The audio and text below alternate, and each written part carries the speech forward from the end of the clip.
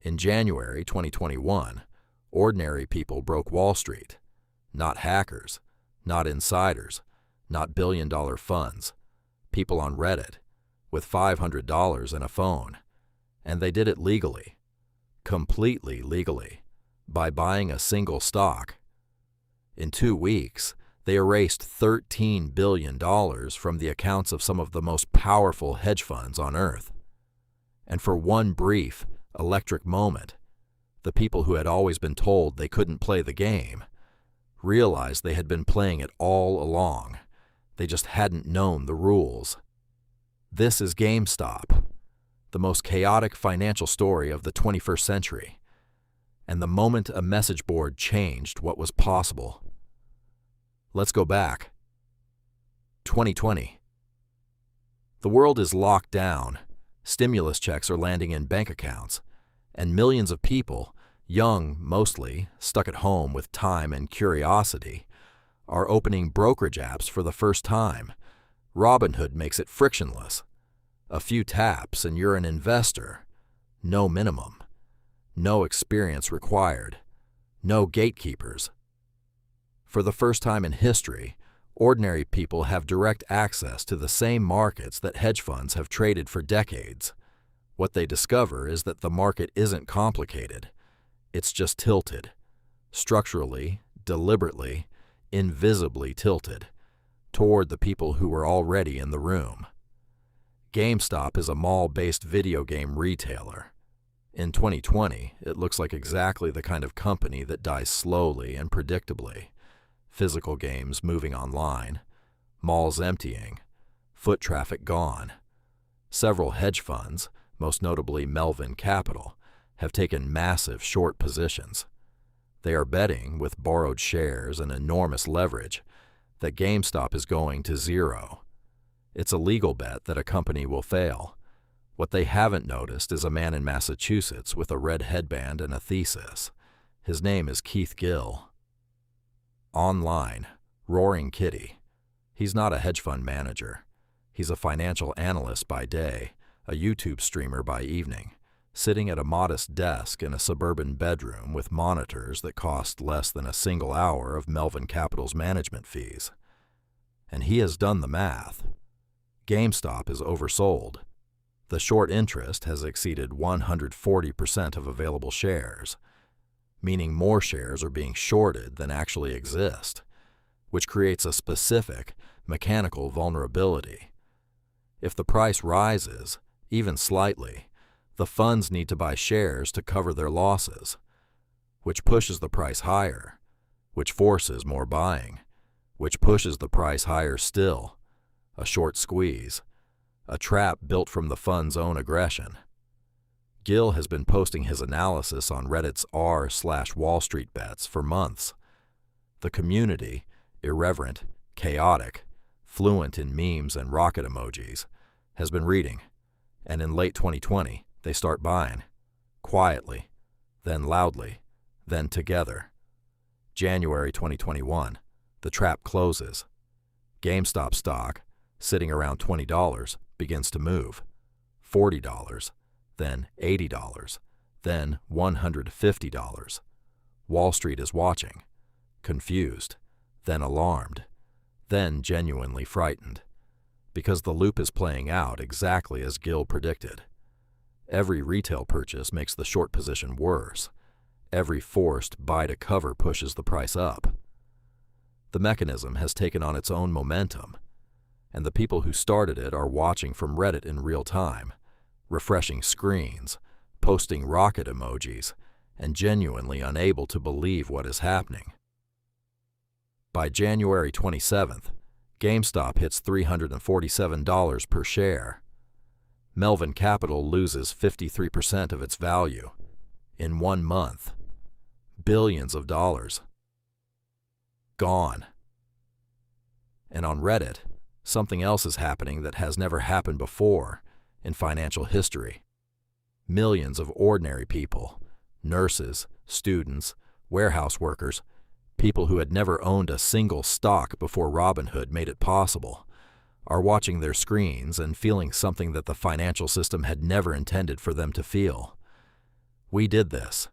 We moved the market. We won. Then came January 28th. 9 a.m. Robinhood, the app built on the promise of democratizing finance, whose logo is a green arrow pointing up, whose entire brand proposition is that the market belongs to everyone, restricts purchases of GameStop stock. Users can sell. They cannot buy. The price falls immediately. The reaction is unlike anything the financial world has ever seen, not just from retail investors, from politicians on both sides of every aisle, from financial journalists, from people who have never owned a stock and will never own one, who watch the news and understand with absolute clarity that something wrong has just happened in broad daylight. The little guy was winning. Someone changed the rules. Robinhood's explanation is technical. Clearinghouse capital requirements, margin obligations, the behind-the-scenes financial plumbing that nobody thinks about until it matters. But to millions of people watching the price fall in real time, the explanation is simpler. The system protects itself. When the people it was never designed to benefit start winning, it finds a way to stop them.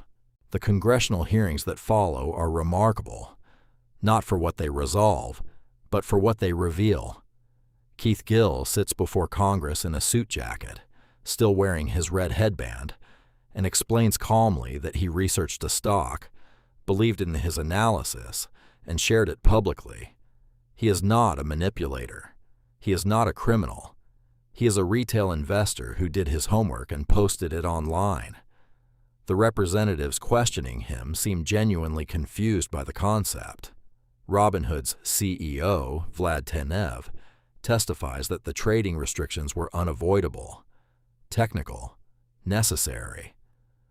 The clearinghouse requirements had created a capital shortfall that left no other option.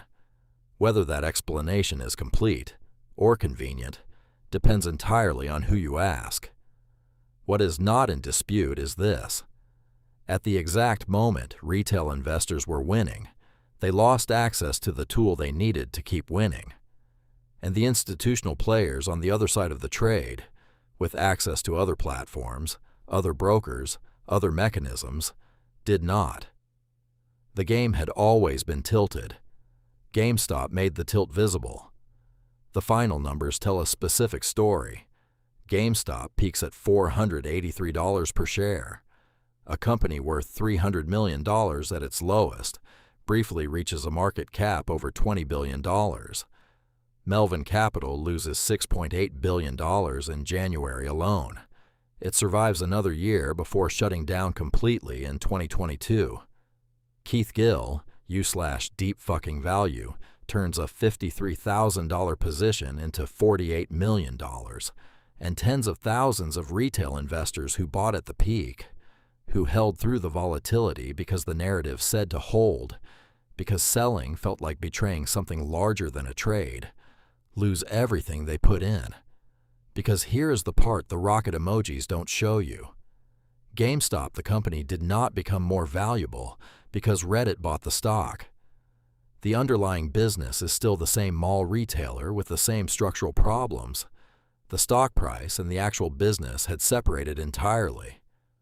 What goes up on narrative alone has to come down when the narrative ends, and the people who held longest, the most committed, the most convinced, took the worst losses.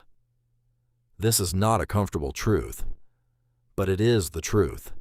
Here is what the GameStop story actually was. It was not a revolution. Hedge funds still exist. Short selling still exists. The structural advantages of institutional investors have not disappeared. Melvin Capital's losses were real, but the system absorbed them and continued. But it was not nothing. For approximately 2 weeks, a group of retail investors using a meme forum discovered a genuine structural vulnerability that professionals had overlooked and exploited it with more precision than anyone predicted. They understood the short squeeze mechanics before the algorithms accounted for the risk. They coordinated through chaos rather than hierarchy. They moved faster and held longer than any model expected. And they made the people who had always controlled the financial narrative feel, briefly, viscerally, unforgettably, what it feels like to be on the wrong side of a trade you cannot escape.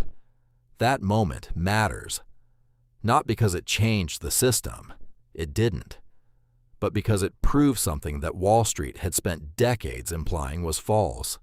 You don't have to be them to understand the game. You don't have to be them to find the vulnerability. And occasionally, with the right analysis, the right timing, and the willingness to hold through the moment when the platform removes the buy button, you don't have to be them to win. The question GameStop leaves you with isn't about stocks. It's about information, about who knows what and when, and what they do with that advantage. The hedge funds who shorted GameStop had superior information, superior infrastructure, and superior access. And still they lost, because they had stopped imagining that the people on the other side of the trade could read the same data and reach a better conclusion. That is the permanent lesson. Not that Reddit always wins. Not that short sellers are villains. Not that Robinhood is the enemy. But that any system, financial, institutional, structural, that stops taking its opponents seriously has already introduced the conditions for its own disruption. The people the money forgot about started buying, and for 2 weeks in January 2021, it worked.